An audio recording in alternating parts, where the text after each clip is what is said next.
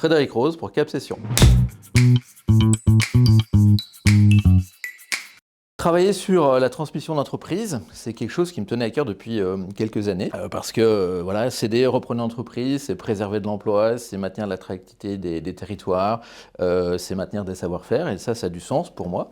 J'ai donc décidé de rejoindre le réseau Cap Cession en tant que chargé d'affaires. Et le réseau Cap Cession, c'est un réseau qui a été construit autour de chefs d'entreprise qui ont eux-mêmes été confrontés à cette difficulté et à ce moment particulier de la cession de leur entreprise, que ce soit sur un point de vue perso ou professionnel. Alors qui mieux que nous pour savoir que c'est une étape clé qui doit être préparée, anticipée. Alors ce métier est méconnu, et tant mieux, ça me donne l'occasion d'en parler ici. Concrètement, céder une entreprise, c'est un processus long, complexe. Il y a mobilisé un cédant, un repreneur, et puis l'ensemble de leurs conseils, avocats, experts comptables, notaires, ingénieur patrimonial, et qui peut durer jusqu'à 18 mois.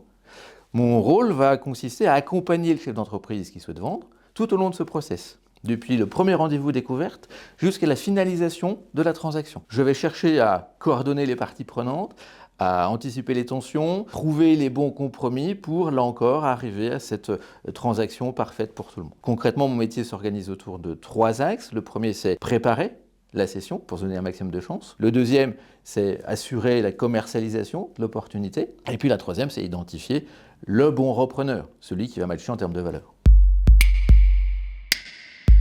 Alors, mes services s'adressent en priorité aux chefs d'entreprise qui s'interrogent sur la valeur de sa société et qui peut-être souhaitent la vendre. Il faudra anticiper, structurer l'activité, peut-être réorganiser son patrimoine. Tout ça, c'est des étapes essentielles pour réussir une cession. Ensuite, évidemment, il n'y a pas de cession s'il n'y a pas d'acquéreur en face. Donc je m'adresse aussi à des repreneurs potentiels. Ça peut être des chefs d'entreprise pour de la croissance externe ou des cadres, dirigeants qui sont tentés par le reprenariat. Et grâce à Cap Cession et à notre réseau de partenaires, ils ont accès à un large portefeuille d'opportunités nationales ou internationales et souvent off-market. Et puis enfin, dernière activité, j'organise des financements professionnels avec des financements bancaires ou des levées de fonds via des fonds spécialisés grâce au pôle interne dont dispose Cap Cession.